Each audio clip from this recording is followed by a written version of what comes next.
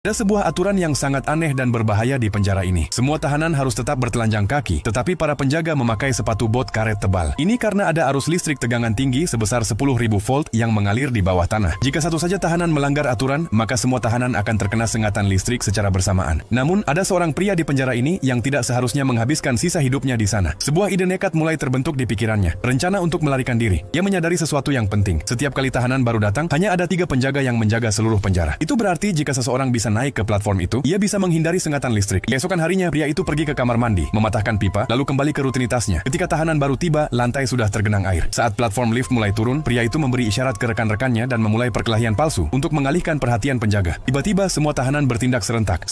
Setiap malam saat lampu merah menyala, arus listrik diaktifkan di tanah agar tidak ada yang mencoba melarikan diri saat malam hari. Makan dan minum hanya diperbolehkan di dalam sel, dan makanan dikirim melalui sistem tabung. Sekarang soal kamar mandi. Semua tahanan dimasukkan ke dalam ruangan tertutup. Beberapa tahanan yang lebih tua hanya berdiri diam. Air mulai mengalir dari atas. Tak ada yang berbicara, semua harus diam dan mandi. Ia menyadari sesuatu yang penting. Setiap kali tahanan baru datang, hanya ada 3 penjaga yang menjaga seluruh penjara. Selain itu, platform lift yang membawa tahanan baru tidak menyentuh tanah. Itu berarti jika seseorang bisa naik ke platform itu, ia bisa menghindari sengatan listrik. Ia sadar bahwa momen saat tahanan baru datang adalah kesempatan terbaik untuk melarikan diri. Ia juga menemukan cacat dalam sistem perpipaan. Ada masalah pada pipa air kamar mandi umum. Hari demi hari, ia melemahkan salah satu pipa konfiks, sampai akhirnya suatu hari, air mulai bocor dan membanjiri lantai. Jika lantai tertutup air, akan terjadi korsleting dalam sistem listrik. Ia juga butuh alat untuk menjalankan rencananya. Maka ia membeli iPhone 14 bekas hanya seharga 2.800 yuan. Cukup murah. Ia juga mendapatkan sebuah tablet layar besar. Ia meminta bantuan seorang tahanan lain dan berjanji akan memberikan setengah dari kekayaannya jika berhasil kabur. Awalnya, tahanan tua itu menolak. Hukumannya tinggal beberapa bulan lagi. Tapi kemudian ia mendengar sesuatu yang mengerikan. Tahanan yang menyelesaikan masa hukumannya tidak dibebaskan, melainkan dieksekusi dengan sengatan listrik di hari yang sama. Mendengar itu, si tahanan tua setuju.